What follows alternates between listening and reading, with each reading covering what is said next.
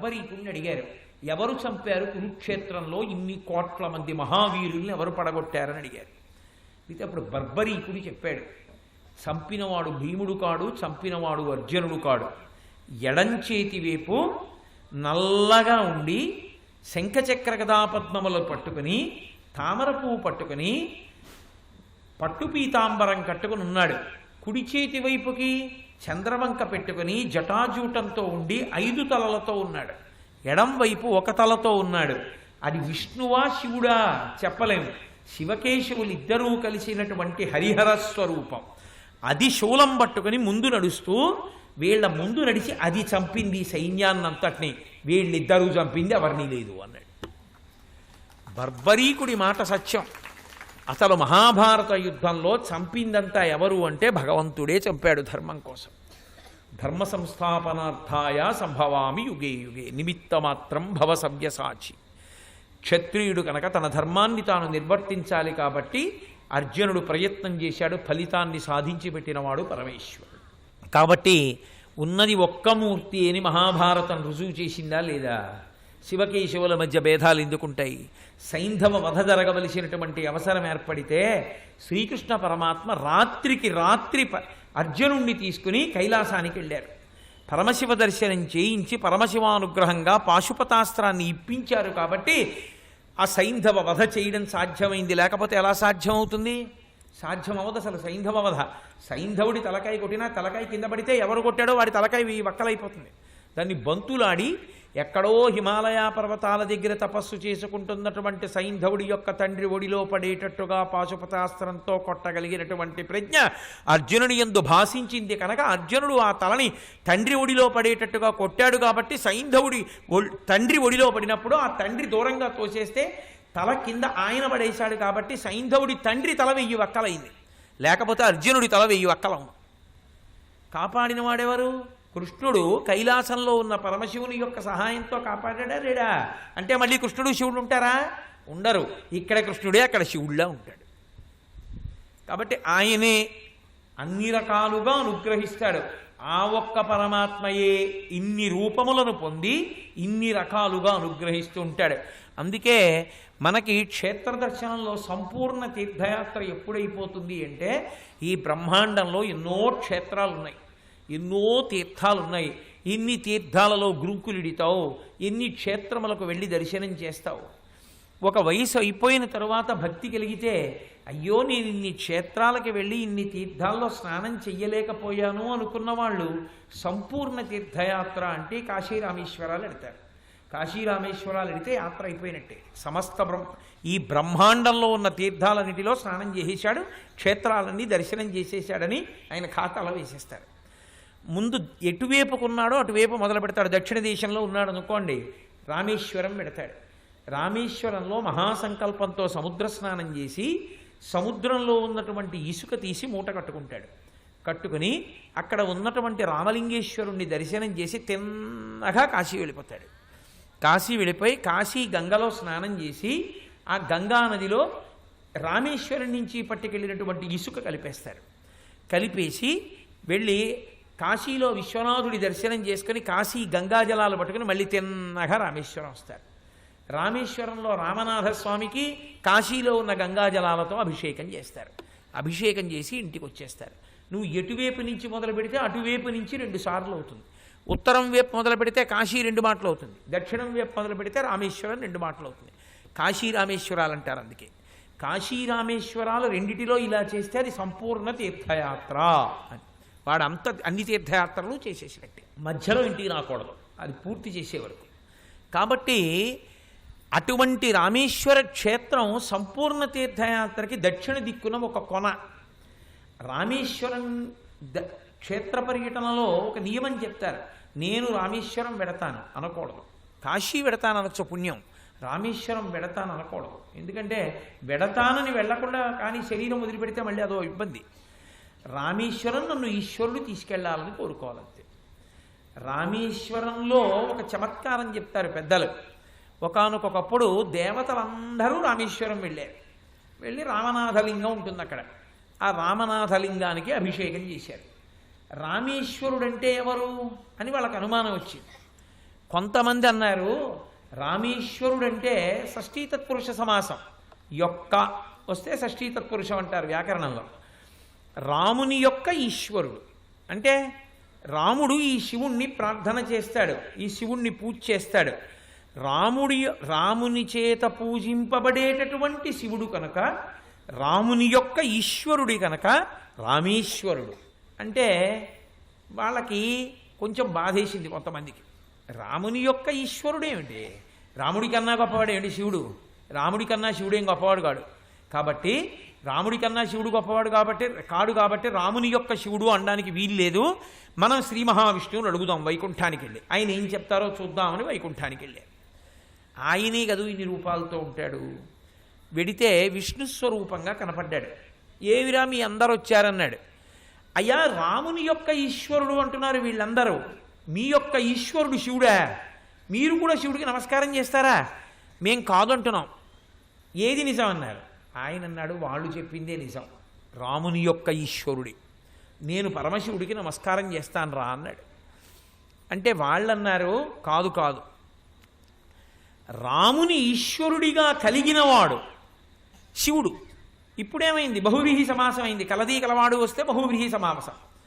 కాబట్టి రాముని ఈశ్వరుడిగా కలిగినవాడు శివుడు. అంటే శివుడికి రాముడు ఈశ్వరుడు, శివుడు రాముడికి నమస్కరిస్తాడు, అంతేకాని రాముడు శివుడికి నమస్కరించాడన్నారు. విష్ణువు దగ్గరికి వెడితే అవును నేను శివుడికి నమస్కరిస్తానన్నాడు. చెప్పామా? మీరు మా మాట విన్నారా? వెళ్ళారు. ఆయన ఏమన్నాడు? అవును నేను శివుడికి నమస్కరిస్తాను అన్నాడా లేదా? అయిందా మీకు శాస్తి అన్నారు. అయితే ఇది ఒక పక్షమే, విష్ణువే అన్నారు ఈ మాట, శివుడు కూడా ఇదే మాట అంటాడా చూద్దాం రండి అని అక్కడికి వెళ్ళారు. వెళ్ళి అయ్యా విష్ణువు దగ్గరికి వెళ్ళారు వీళ్ళు. వెడితే ఆయన ఒప్పుకున్నాడు రాముని యొక్క ఈశ్వరుడని. నిజమే కదండి అన్నారు. అంటే శివుడు అన్నాడు కాదురా తప్పు, ఆయన అలా అంటాడు కానీ రాముని ఈశ్వరుడిగా కలిగిన వాడిని నేను, రాముడు నాకు ఈశ్వరుడు, నేను ఆయనకి నమస్కారం చేస్తాను రా అన్నాడు. ఇప్పుడు ఈ వచ్చిన వాళ్ళకి మతిపోయింది. ఎవరు విష్ణువు యొక్క భక్తులో వాళ్ళకి విష్ణువు అనుకూలంగా చెప్తే పోనీ సరిపోయేది. ఆయనేమో శివుడికి అనుకూలంగా చెప్పాడు విష్ణువు, విష్ణువుకి అనుకూలంగా చెప్పాడు శివుడు. ఇదేమిటి, ఈయన దగ్గరికి వెడితేనేమో విష్ణువు నాకు ఈశ్వరుడు అంటాడు, విష్ణువు దగ్గరికి వెడితే శివుడు నాకు ఈశ్వరుడు అంటాడు. అసలు విష్ణువు శివుడికి ఈశ్వరుడా, శివుడు విష్ణువుకి ఈశ్వరుడా? అనుమానం వచ్చింది. వీళ్ళిద్దరితో లాభం లేదు. వీళ్ళిద్దరి దగ్గరికి వెడితే వీళ్ళిద్దరూ అవును నేనే ఆయనకి ఈశ్వరుడిని అంటలేదు, ఆయనే నాకు ఈశ్వరుడు అంటున్నారు. వినయం కదూ, అందుకు అలా అంటున్నారు. అసలు సత్యం తెలుసుకోవాలంటే వీళ్ళిద్దరి దగ్గరే తెలియదు. మూడో ఆయన ఉన్నాడు బ్రహ్మగారు, 4 ముఖాలతో వేదం చెప్తుంటాడు, సరస్వతీపతి. ఆయనకి సరస్వతీ కటాక్షం ఉంది. ఆయన చెప్తాడు అసలు లక్షణం. శివుడికి రాముడు ఈశ్వరుడా, రాముడికి శివుడు ఈశ్వరుడా? శివుడు రాముడికి నమస్కారం పెడతాడా, రాముడు శివుడికి నమస్కారం పెడతాడా? ఏదో ఒకటి తేల్చుకుందామని బ్రహ్మగారి దగ్గరికి వెళ్ళారు అందరు. ఆయన ఎవరు? వీళ్ళే బ్రహ్మగారిగా ఉంటాడు. బ్రహ్మగారి దగ్గరికి వెళ్ళి అడిగారు, అయ్యా ఇది షష్ఠీ తత్పురుష సమాసమా బహువ్రీహి సమాసమా అని అడిగారు. ఆయన అన్నాడు, ఓరి వెర్రి వాళ్ళలారా, అది షష్ఠీ తత్పురుషం కాదు, బహువ్రీహి సమాసం కాదు, అది విశేషణ పూర్వపద కర్మధారయ సమాసం. ఎందుకో తెలుసా? రాముడు శివుడైనాడు, రాముడే శివుడైనాడు, శివుడే రాముడైనాడు, అయినాడు అని వచ్చింది. కాబట్టి వీరరాఘవుడు అన్నాం అనుకోండి, వీరుడు రాఘవుడు అని 2 ఉంటాయా? వీరుడైన రాఘవుడు, వీరరాఘవుడు వీరుడైన రాఘవుడైనట్టు రామేశ్వరుడు, రాముడు ఈశ్వరుడైనాడు, రాముడైన ఈశ్వరుడు, ఈశ్వరుడైన రాముడు. ఉన్నదొక్కటే పదార్థం రా, ఇది లేవన్నాడు. అప్పుడు వాళ్ళందరూ తలకాయలు కొట్టుకుని అయ్యో అక్కర్లేని అభిమాన సంఘాల మనం పెట్టాము, ఉన్నది ఒక్కటే పదార్థం అని అందరూ భక్తితో ఏ రూపంతో మనం పూజ చేసినా చిట్ట చివరికి ఈ పూజలన్నీ వెళ్ళేది ఎవరికి అంటే ఆ ఒక్క పరమాత్మకే చెందుతాయి. ఆకాశాత్ పతితంతోయం జదాగచ్చతి సాగరం సర్వదేవ నమస్కారం కేశవం ప్రతి గచ్చతి అని అప్పుడు నమస్కరించి వచ్చేశారు. పరమభక్తులైన వారికి, ఆ తత్వం తెలిసిన వాళ్ళకి 1కి 10 మాటలు ఒకడి గురించి చెప్తుంటే ఇంకొకడిలా కనపడినటువంటి సందర్భాలు ఉన్నాయి. పోతన గారు భాగవతాన్ని ఆంధ్రీకరిస్తున్నారు. అసలు ఆయన అలా కనపడాలి అని ఆయన ఏం కోరుకోలేదు. కానీ ఎంత చమత్కారం జరిగింది అంటే ఆయన భాగవతాన్ని ఒక పక్క నుంచి ఆంధ్రీకరిస్తూ చిన్ని కృష్ణుడు మట్టిలో ఆడుకుంటున్నటువంటి సందర్భాన్ని, ఆ ఘట్టాన్ని ఆంధ్రీకరిస్తున్నారు. ఆంధ్రీకరిస్తుంటే చిన్ని కృష్ణుడు వాళ్ళ అమ్మ ఆ జుత్తంతా పైకెత్తి ముడేసింది. ఎందుకంటే చిన్ని కృష్ణుడికి ఓ కోరిక, అమ్మా నా జుత్తు ఎప్పుడు పెరుగుతుందమ్మా, నా జుత్తు ఎప్పుడు పెరుగుతుందమ్మా అనేవాడు. మీరు భాగవతం చదవండి, కనబడుతుంది.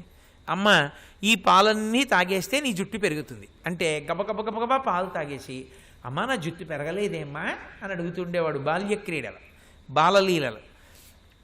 అలా జుట్టు పెరిగిన తర్వాత అమ్మ దాన్ని ఇలా మడిచి కట్టి దాని చుట్టూ చిన్న పూల చెండు కట్టి దాని చుట్టూ ముత్యాలు చుట్టింది, వదిలిపెట్టింది. అలా వెళ్ళినటువంటి వాడు ఒంటి మీద అంతా ఆ మట్టి పోసుకుంటున్నాడు. దానికి తోడు అమ్మ మెడలో ఓ గొలుసు వేసింది. ఆ గొలుసుకి ఒక నీలపతాక ఉంది. ఆ నీలపతాక యొక్క కాంతి పైకి కొడుతోంది. పైకి కొడుతుండగా మట్టి అంతా తీసి ఇలా చేత్తోటి ఇలా ఒంటి మీద పోసుకుంటున్నాడు. పిల్లలకు అదో సంతోషం, మట్టి పోసుకోవడం, మట్టి తినడమును. కాబట్టి ఇప్పుడు ఇలా ఆడుకుంటున్నటువంటి చిన్ని కృష్ణుని యొక్క లీలల్ని పోతనగారు ఆంధ్రీకరిస్తున్నారు. ఆంధ్రీకరిస్తుండగా ఆయనకి విశేషం ఏమిటంటే, చిన్ని కృష్ణుడు గురించి ఆయన రాస్తుంటే ఆయనకి శివుడు కనబడ్డాడు.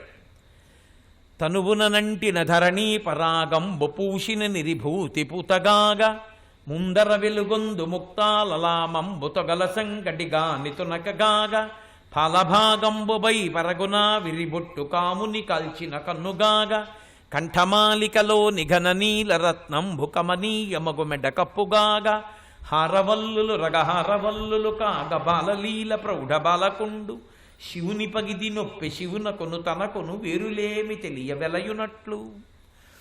ఎంత గొప్పగా సాక్షాత్కరించాడంటే, తనువునంటిన ధరణీ పరాగంబు పూసిన నిరిభూతి పూతగాగా.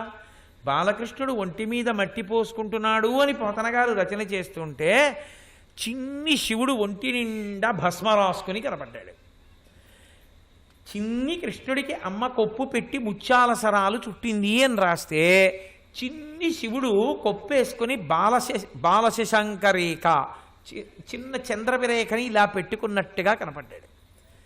అమ్మ చిన్ని కృష్ణుడికి నల్లటి బొట్టు పెట్టింది, ఆవిరి బొట్టు అని పోతనగారు రాస్తే, పరమశివుని యొక్క మూడో కన్ను బొట్టులా కనపడుతున్నట్టుగా పోతనగారికి కనపడింది. అమ్మ కృష్ణుడి మెడలో హారాలు వేసింది. అమ్మ కృష్ణుడి మెడలో వేసిన హారాలు పరమశివుడు మెడలో వేసుకున్నటువంటి పాముల హారాలుగా పోతనగారికి కనపడ్డాయి. ఇదేమిటి, నేను కృష్ణుడి గురించి రాస్తుంటే నాకు మనసులో శివుడు కనపడుతున్నాడు అని పోతనగారు అనుకుంటే, ఓయ్ పోతన, శివుడొకడు కృష్ణుడొకడు కాదోయ్, ఉన్నదొక్కటే పదార్థం శివుడే కృష్ణుడు, కృష్ణుడే శివుడు అని నాకు చెప్తున్నాడా పరమశివుడు అన్నట్టు నాకు కనబడ్డాడని పోతనగారు రాసుకున్నారు. శివుని పగిది నొప్పి శివునకును తనకును వేరులేమి తెలియ వెలయునట్లు. నాకు కృష్ణుడికి ఏ భేదము లేదు, ఉన్నదొక్కటే పదార్థము. అది ఒకనాడు ఇలా కనబడుతుంది, ఒకనాడు అలా కనపడుతుంది. నీకు ఎప్పుడు ఎలా కనపడాలని నువ్వు పూజ చేశావో నీకు అలా కనపడుతుంది తప్ప ఒక్క పదార్థము. నిజానికి అన్ని పదార్థములు లోకంలో ఉండవు. ఒక్కొక్కడు అమ్మవారి యందు పరమభక్తుడైన వాడు ఉంటాడు. వాడు వెంకటేశ్వర స్వామి దగ్గరికి వెళ్ళి నిలబడ్డాడు అనుకోండి, వాడికి పరదేవతే ఎదురుగుండా నిలబడినట్టు కనపడుతుంది. వాడు ధన్యుడు, అమ్మవారి ఎదురుగుండా కనపడుతుంది. ఒక్కొక్కడు పరమశివభక్తుడు అనుకోండి, వాడికి ఎదురుగుండా స్వామి నిలబడితే పరమశివుడు నిలబడినట్టు కనపడుతుంది. వాడు పరమ వైష్ణవుడు అనుకోండి, సాక్షాత్ శ్రీమన్నారాయణుడే ఎదురుగుండా నిలబడినట్టు కనపడుతుంది. వాడు సుబ్రహ్మణ్య భక్తుడు అనుకోండి, ఎదురుకుండా బ్రహ్మచారి సుబ్రహ్మణ్యుడి నిలబడినట్టు కనపడుతుంది. వాడు ఇది కాదు, వాడు అది కాదు అని చెప్పడానికి నీకున్న శక్తే పాటి, నీకున్న ఉపాసనా బలమే పాటి. నువ్వు కాదు చెప్పవలసింది, ఉపాసనా బలం కలిగినటువంటి సాధకుడికి అది కనపడుతుంది. వాడు ఎలా చూడాలనుకున్నాడో అలా పరమేశ్వరుడు వాడికి కనపడతాడు తప్ప, వాడు ఇది కాదు, వాడు అది కాదు, వాడు ఇలా కనపడడు, అలా కనపడితే తప్పు అని చెప్పడం మన అజ్ఞానాన్ని ప్రకటనం చేసుకోవడం అంతే తప్ప, ఈశ్వరుడు ఎవరి కొరకు ఎలాగైనా వస్తాడు. ఒకానొకప్పుడు అన్నమాచార్య స్వామి వారిని ఉద్ధరించాలనుకుంది. అన్నమాచార్యుల వారి జీవిత చరిత్ర చదివితే మీకు అర్థమవుతుంది. అన్నమాచార్యుల వారిని కన్నటువంటి వాళ్ళల్లో వాళ్ళ తాతగారికి చదువు వంట పట్టలేదు. ఏమాత్రం చదువు వంట పట్టకపోతే దారుణంగా శిక్షించి చదువు చెప్పేటటువంటి గురువుగారి దగ్గరికి పంపించారు. రోజు ఆయన చెప్పేవారు పాఠం. ఈ పిల్లాడికి ఒక్క ముక్క జ్ఞాపకం ఉండేది కాదు. వాడు జ్ఞాపకం పెట్టుకోవట్లేదని చింతబరికతో కొట్టేవారు గురువుగారు.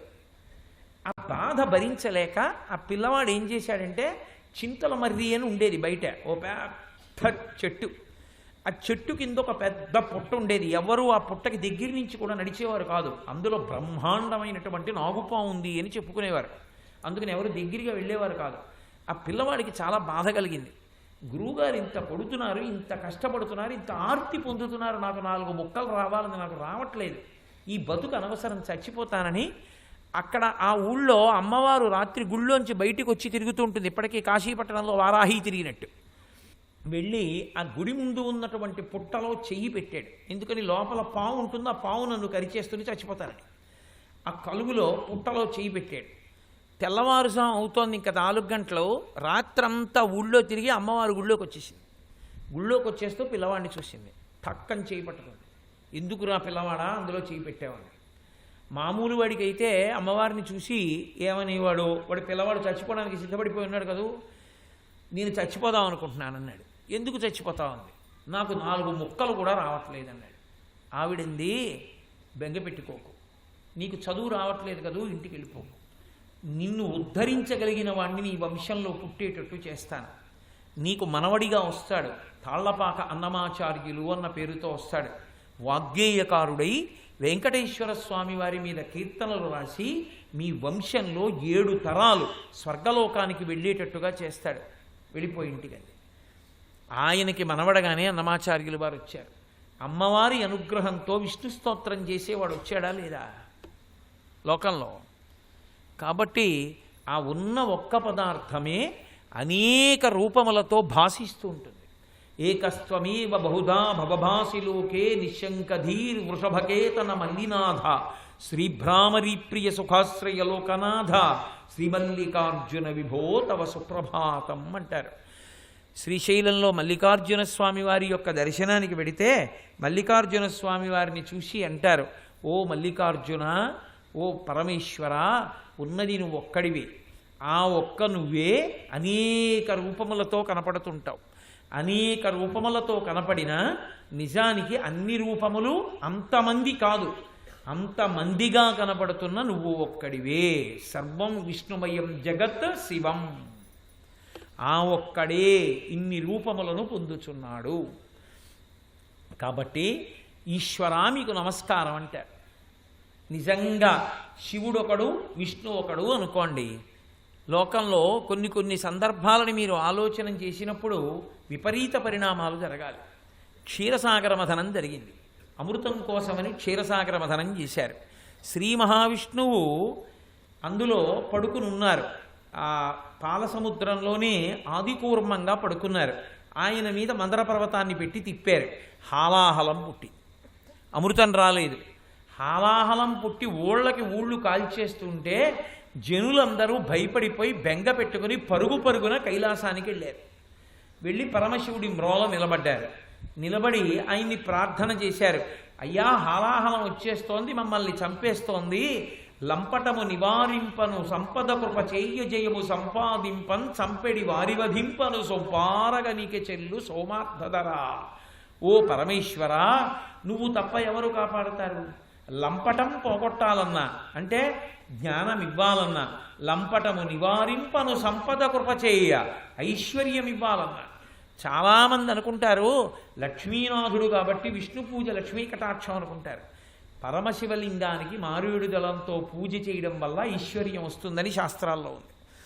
మారేడు దళం వేసినప్పుడు ఈనెలు తగిలితే లక్ష్మీ కటాక్షం, శివలింగం మీద మారేడు దళం బోర్లా పడితే జ్ఞానం. అలా ఏం ఉండదు. ఆయన లక్ష్మీ కటాక్షాన్ని శివుడిస్తాడు. శివుడు ఇవ్వవలసినటువంటి జ్ఞానాన్ని విష్ణు స్వరూపం ఇస్తుంది. కృష్ణం వందే జగద్గురుం. కృష్ణుడు జగద్గురువుగా వచ్చి భగవద్గీతను ఇవ్వలేదు. కాబట్టి వీళ్ళందరూ కలిసి పరమశివుడి దగ్గరికి వెళ్ళి ప్రార్థన చేశారు, అయ్యా మమ్మల్ని రక్షించండి అని. నిజానికి శివుడు స్థితికారుడు విష్ణువు కదా, విష్ణువు కదా రక్షించాలి. నా దగ్గరికి ఎందుకు వచ్చారు? ఆయన పడుకున్నాడుగా ఆదికూర్మంగా, ఆయన దగ్గరికే వెళ్ళకపోయారా, నా దగ్గరికి ఎందుకు వచ్చారు అనలేదు.